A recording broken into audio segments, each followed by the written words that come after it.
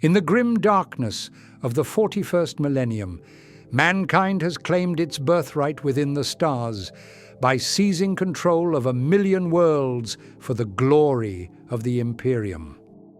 From the very sacred heart of Holy Terror to the farthest flung reaches of the ghoul stars, we will find the indomitable spirit of humanity desperately clinging onto existence despite the ever-dying light of our galaxy.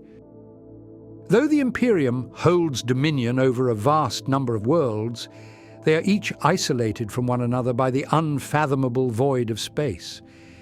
This means that sending aid or supplies to a struggling planet in a distant star system is often an insurmountable obstacle. Because of this, it is no wonder that many humans will prefer to cling together in huge communities, which will provide them with an apparent aura of safety against the dark. This mentality and this sentiment has only snowballed throughout the long millennia, resulting in some planets holding untold billions or even trillions of terrified souls, who would presume that no tragedy could befall them within such a mighty ceramite cradle. These planets are known as Hive worlds, and more so than any other, they form the beating heart of the Imperium of Man. Even with the sprawling and Byzantine bureaucracy of the Administratum, it is rather an impossible task to keep accurate census data on the populace of the Imperium. This has been made ever more challenging following the catastrophic manifestation of the Cicatrix maledictum, which split the entire galaxy in half. However, we still retain some census datasets for hundreds of different Hive worlds. The actual population numbers can vary wildly between different planets and individual cities. So, for example, the Hive world of Meridian within the Aurelian subsector is home to around 32 billion Imperial citizens. Meanwhile, larger Hive worlds, such as Icar 4, found in the northern reaches of the realm of Ultramar, is said to hold a staggering population of over 500 billion. It is difficult to grasp the implications of these figures, especially with the knowledge that there are over 32,000 Hive worlds situated across the galaxy. Each of those inhabitants is a human soul, contributing themselves to the betterment of the Imperium of Man. It is unfortunate, however, that their humble lives will be lorded over and directed by distant aristocrats and capricious nobles who care not for the sanctity of their lowly existence. With these figures in mind, let us explore how these hubs of humanity are actually formed. In the earliest days of mankind's past, when we first clawed our way onto the distant worlds of the galaxy, there was never an intention to produce a Hive world, and their formation has been somewhat of a necessity brought about by our gargantuan population boom. Instead, habitable planets with thriving ecosystems would have been colonized and seeded by humanity, purely to spread our influence throughout the stars. These worlds would have initially been treated rather similarly to how Terra was handled in its ancient history, where the betterment of mankind was placed above the preservation and maintenance of the planet itself. As such, huge mines and industrial plants would have been constructed, all to dredge out the rich bounty of natural resources available to them, which would have been refined and utilized to produce whatever crude tools were needed to further grow the burgeoning colonies. Eventually, the needs of the growing society will become larger, which would necessitate the rapid expansion of the industrial production zones. Landscapes which used to comprise of lush grasslands and fields would soon be reduced to acrid deserts and wastelands, all made permanently barren by the endlessly gushing smog pouring out from the dense manufactorums. As the population begins to grow exponentially larger, the colonists will require their living spaces to be adapted, with hundreds of new expansive developments being planned for construction. And it is here that the Hive cities begin to take form. The old village, first built for the early colonists, would be reformed to serve as the foundation for the newly erected hab units and city blocks. The central structures will be built higher and higher, towering into the very clouds, with ever-present construction projects being formulated to swell the city to an ever more bloated and offensive size. A family may have owned a small apartment hab with a pleasant view of the landscape before them, but in a few short years, the newly formed industrial and habitable quarters erected around them would have completely enclosed their home within a lightless and terrible urban chasm. But such is life on a hive world. You must expect the very landscape around you to continuously shift and change from newly planned districts, all of which have been ordained by the mysterious governors who, in all likelihood, would never step foot within the dark corners of their own hive. As with all things, it will become increasingly difficult to find pleasant and affordable areas to call home within the bloated cityscape. Families will be forced to find refuge within the older and more archaic regions of the hive, always to be found in the darkest depths, where the loyal agents of the planetary governor are not paid to patrol. In these forgotten regions, their denizens will seldom follow the rules of the Imperium, since they truly doubt that the light of the Emperor could ever reach them within the dank and fetid underbelly of their city. It is no wonder, then, that these areas quickly devolve from once vibrant hubs of high society to decrepit slums, ruled over by dozens of gangs who care for naught but their own survival and perfidious empowerment. Even for the gangs, however, sometimes life within the city becomes impossible. The constant fighting between these vicious groups and the truly dire conditions in which they rule over means that many will instead choose to flee the urban dens to find refuge within the wastes. As such, the regions which surround the towering hive city are always littered with shanty towns, slums and favelas, in which millions of destitute humans will call their squalid shacks and huts home. Life in the outskirts is never easy for these families. The polluted smokes will billow out from the hive, only to coat the smaller settlements in a dense layer of occlusive soot. Similarly, the industrial runoff from the factories and sewer systems are often simply released into the surrounding wilderness, with little to no treatment having been performed. As a result of this, diseases are truly rife within the shanty slums, and yet the families are forced to endure these horrific conditions, for there is simply nowhere else for them to go. We shall now explore some more of the features of a fully formed hive city, despite the fact that this statement is rather paradoxical, since the hives are ever growing and ever expanding. I had previously mentioned the prevalence of gangs and the generally impoverished standard of living for many. However, for the planet's rulers, this is simply an acceptable occurrence, and one which should be expected for those who choose to live in a hub of humanity. This is because the actual industrial output of the entire hive world is already simply staggering. The billions of humans who reside here, despite their squalid conditions, will produce a truly incomprehensible volume of goods and resources to be shipped off across the galaxy. As an important note, the items produced upon a hive world cannot hold a candle to the artisanal level of production found upon a Mechanicus forge world. A simple human laboring his days within a hive factory will never in his life produce one object which compares to the mechanical majesty of that which a Martian tech priest has crafted.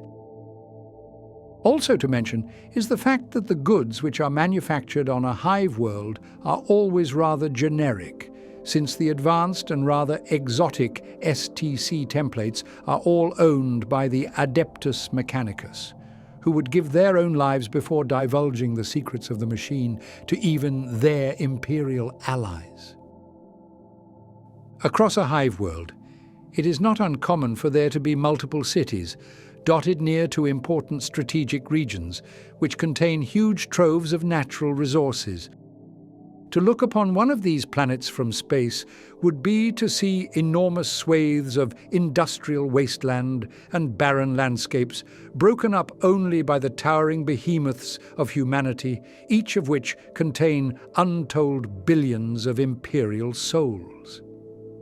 For some of the largest of hive worlds, however, the administratum will eventually run out of land to expand into, and the entire planet will end up being utterly enveloped by new cityscapes and industrial regions. Terra, for example, stands as an ecumenopolis, with no portion of its ancient land being left exposed, instead having been used as the foundations to a new and immense star-scraping construction. In many cases, this results in a truly dystopian and horrific life for those born on a hive world. Our colleges and districts have been piled and stacked on top of each other, producing layer after layer of dense urban hell, with many of its citizens having never even seen their sun, as there are simply vast cities built on top of their old and forgotten homes. It is difficult to grasp the scale of a hive world without having stepped foot upon one, and in truth, it sounds to be an unenviable existence to those of us who have breathed fresh, unfiltered air.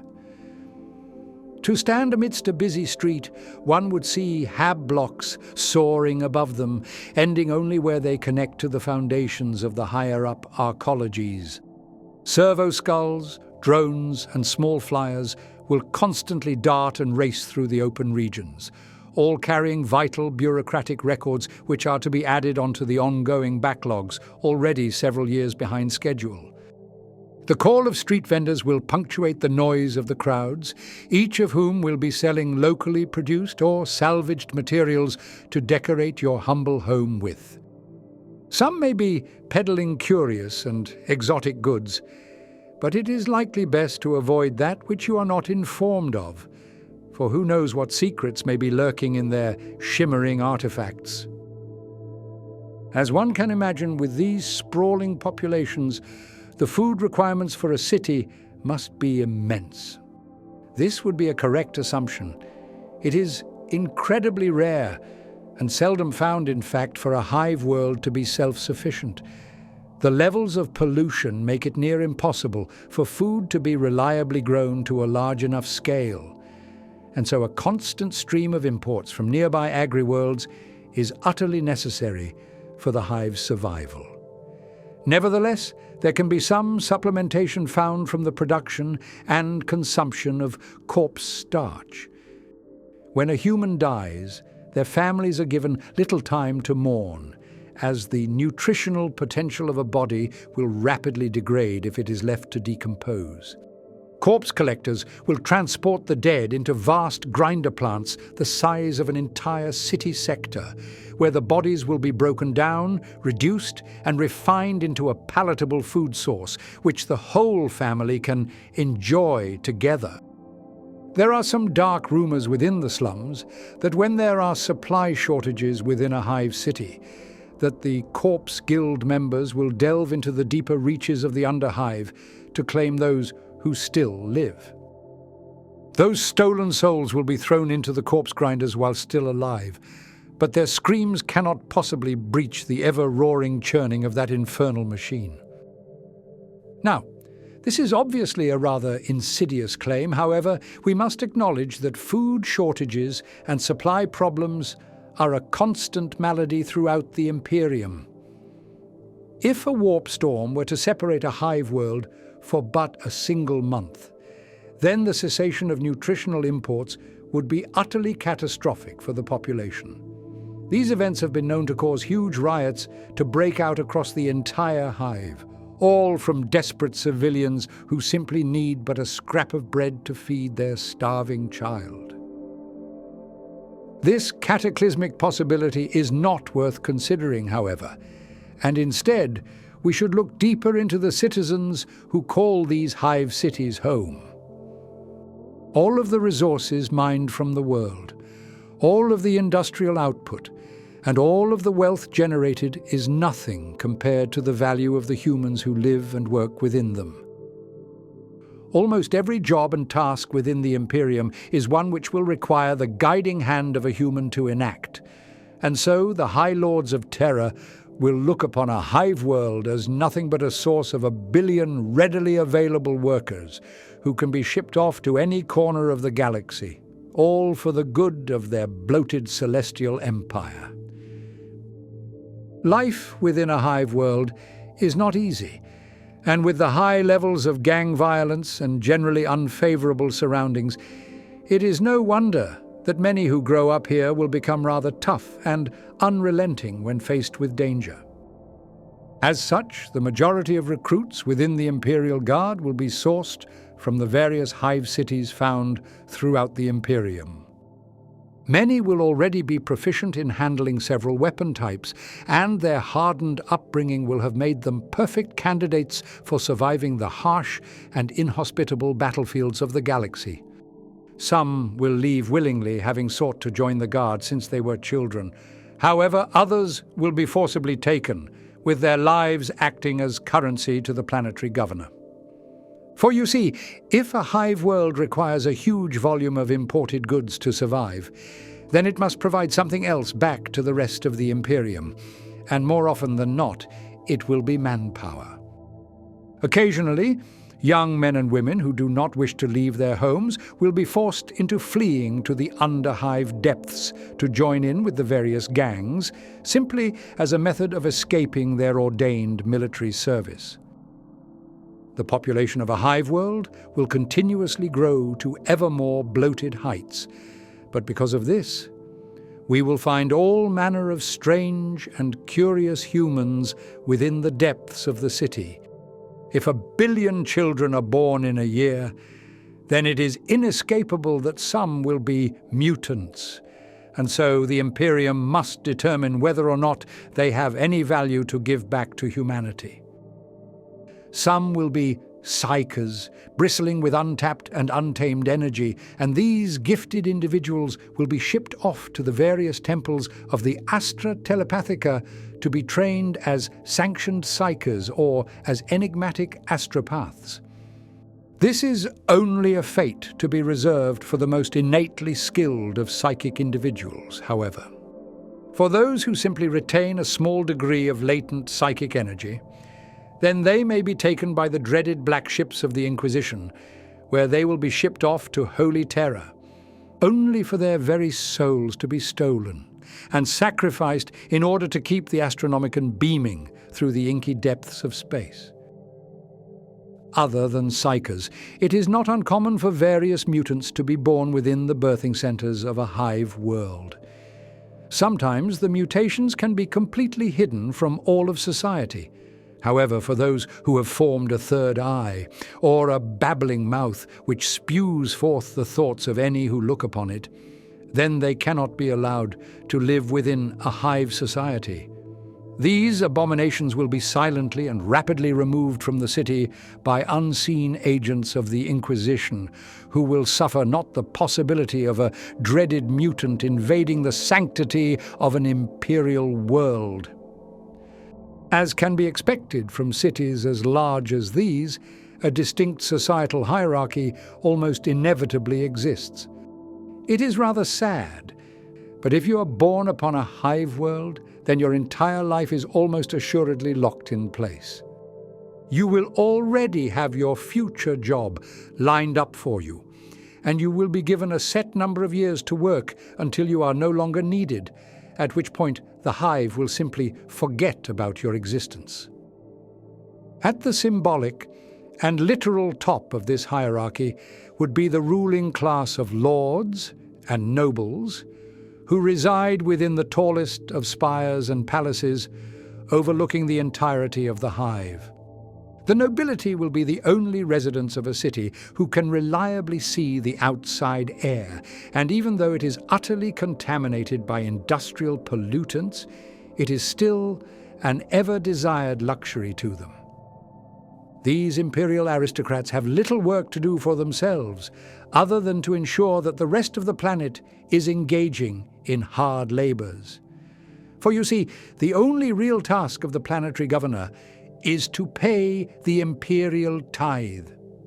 This is a form of taxation paid to the administratum by every world within the Imperium, and it consists of both resources and manpower, all of which will be disseminated across the galaxy to whichever planets require it.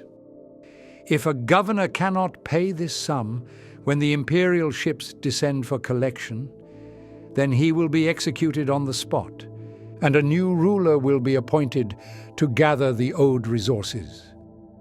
With that being said, however, as long as the governor can pay the tithe, then the imperial lords care not for how he rules over this world. They could rule as an utter despot, making life as difficult as possible for any and all who call the Hives home, and unfortunately this often seems to be the case. Beneath the opulent nobles would be the sprawling, bureaucratic middle class. Given the stringent requirements and dire circumstances related to the tithe, it is unsurprising that there will be millions of individuals whose sole job is based around recording production quotas and population levels. These workers will live deeper within the cities, likely not being able to see the light of their own star system from their homes, but they will generally dwell within favorable conditions. Life for these workers is rather droll, and it is unlikely that they will ever amount to anything, but should they desire some excitement, then they could always delve into the Underhive and pass some time with a paid companion, along with a full bottle of Amasec. With such dense populations and such sprawling requirements for labor, a vast working class will be forced into existence, and these souls will be relegated to the lower depths of the Hive, where they will have to settle in whatever crumbling slum they can find. These citizens are almost entirely forgotten within their homes, and it is not uncommon for the ancient infrastructure around them to simply buckle and break, leading to the destruction of their humble dwellings. It is no wonder, then, that most of the individuals who are recruited into the gangs come from this lower class, since it is seen as perhaps the only possibility of escaping their wretched existence of working within the deep mines. This brings us onto the inescapable problem of gangs within the Hive cities.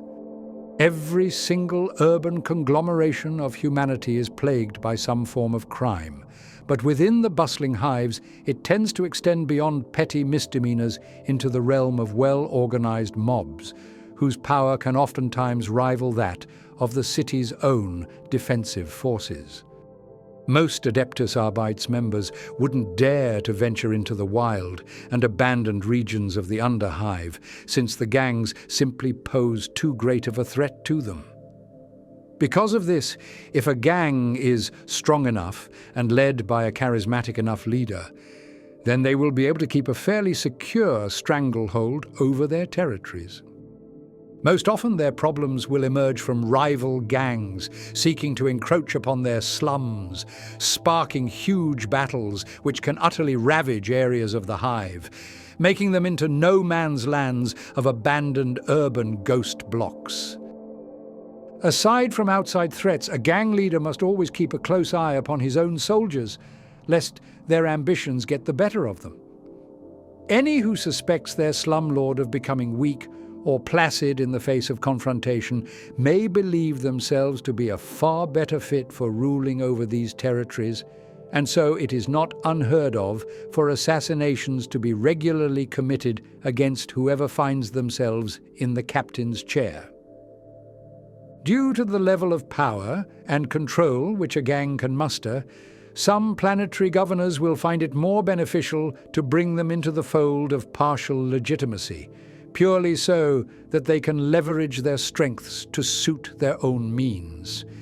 In these scenarios, a noble may send an envoy to the gang leader, informing them that the planetary defense forces will not quarrel or object to any criminal activities, so long as the gang periodically assists them in maintaining some slight semblance of order in certain parts of the Hive. In this sense, these legitimized gangs may be seen as a quasi-police force for the abandoned slums. However, this is a rather optimistic way of imagining their actions. In truth, the gang will likely end up caring for naught, but the fact that the governor has essentially given them free rein to commit whatever atrocities they desire. And the only people who will suffer from this will be the downtrodden and cast-away members of society. Perhaps the most infamous of gangs from the vast stretches of the galaxy would be those of the Hive world Necromunda. Many would look upon this world and see nothing but lawless chaos, with huge swathes of the Hive cities being utterly lost and abandoned to the rule of the Imperium, favored instead by the iron fists of a dozen hardened gangs. In some sense, this is true. However, the current situation on Necromunda is actually rather carefully balanced. The noble houses upon this world are most effective and most productive when they find themselves engaged in constant proxy wars and battles with one another, and this is where the inter-gang warfare comes into play. The houses will employ gangs to fight on their behalf, resulting in an ever-shifting landscape of territories and hab blocks being conquered and lost, all so that the upper echelons of society can be satisfied with their odd form of feudal rule. Despite the presence of these organized groups, as well as from the defensive forces of the Hive cities themselves, there are still some areas deep within the city which will go unnoticed. And in these dark corners, many a terrible flower will begin to blossom. With millions of humans living neglected and forgotten lives, it is of no wonder that cults towards the ruinous powers will so often emerge within the urban recesses, only to ensnare new members to join in their terrible cause. Chaotic preachers or demonic vessels may whisper foul words to those lost souls in these decrepit communities, urging them to enact blasphemous rituals towards the dark gods, all to bring forth otherworldly incursions which could spell the death of the billions of humble citizens peacefully living around them. Thankfully, however, these heretical sources are often located by the all-seeing panopticon of the Inquisition, and they will show no mercy to any who are even suspected of harboring the treacherous taint of chaotic influence. Similarly, Imperial agents must be constantly vigilant against the possibility of a gene-stealer cult emerging on a Hive world. All it would take would be a single tyrannid to slink away into an unknown den, where they will begin the process of infecting and indoctrinating the isolated members of society, all to produce new servile hybrids who will be forced to follow in their foul directives. A cult can grow for decades without being detected, and it is not unheard of for even the planetary governors themselves to be replaced with puppets to the patriarch. If a cult is successful in their operation, then they will be sure to bring about the downfall of a Hive world. A tyrannid splinter fleet will be lured towards the psychic song of the gene stealer, and they will gleefully fall upon the Hive, rabidly seeking to devour the bountiful source of biomass to be picked from the metallic bones of the cityscape. For those who live upon a Hive world, life is a constant struggle. Its citizens are forced to work in predetermined jobs until their inevitable death, with their only chance of escape involving their forced conscription into the regiments of the Imperial Guard. Even during their day-to-day passings, they must watch out for the ever-present threat of gang activity, heretical worship, or Xenos incursions. Should a Hive-dwelling citizen look at an Arbeitsenforcer the wrong way, then they will be forcibly removed from society, likely to never be seen again by their families. All the while, the lording governors and nobles residing high above in their spires will be feasting upon the most luxurious of goods from around the galaxy, paying no heed to the utterly dire events occurring in the cities beneath them. Nevertheless, These worlds still act as the beating heart of the Imperium, and the constant struggle and toil of its denizens are a significant driving force behind the true strength of all mankind. It is an unfortunate truth that the Imperium simply cannot provide care for all of its citizens, and so for those who dwell within the depths of a hive world, they are left to simply endure, with only their faith in the God Emperor providing them with some meager sentiment of hope.